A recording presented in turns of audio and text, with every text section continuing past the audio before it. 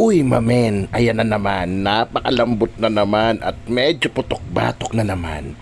Ang titirahin natin for today's ulam and for today's video, mamen. Namumukhaan nyo ba yan, mamen?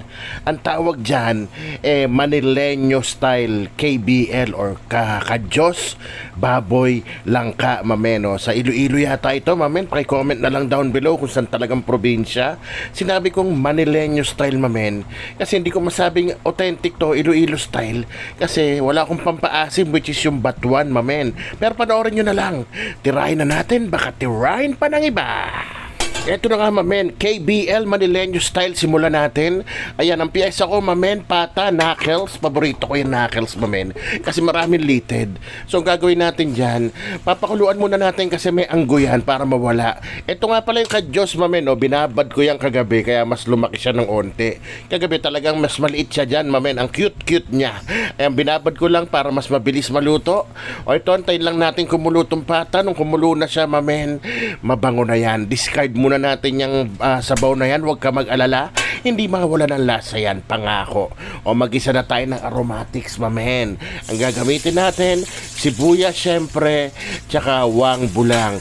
Yung kadyos, mamen, yung KBL, gagawin natin basic para madali gayahin, mamen. Ayan na nga, nilagay ko na yung wangbu at ibabalik ko na itong pata na napakabango na, mamen. Amoy baby na siya. Ayan, sangkutsahin pa rin natin yan kahit nakakuluan na ng onte. Ngayon, wala akong kamatis, mamen, kaya tomato paste ang gagamitin ko.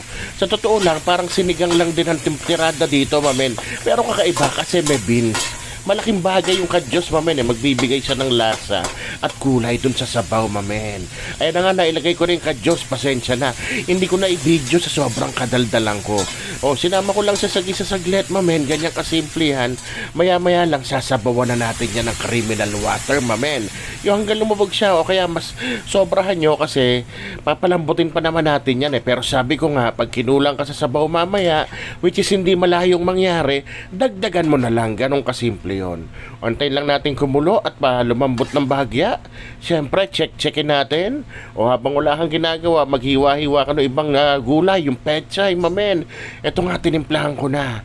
Paminta at patis lang, di ba? Ganyan kasimple lang yung KBL, mamen. Mukhang komplikado lang. Pero magpapasarap yan kung gaano kalambot yung pata, mamen.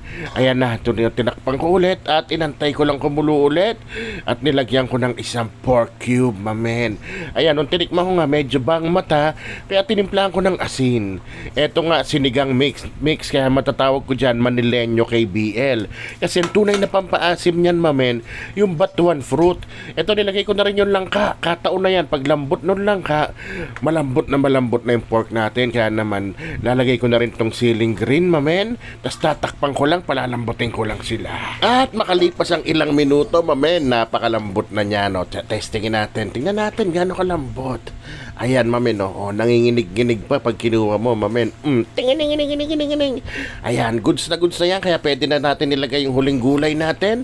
Pechi, mamen. Ayan, ayusin nyo lang dyan at saluwaluin nyo rin para magulo. Sabay isigaw mo na. Rapsa! Man.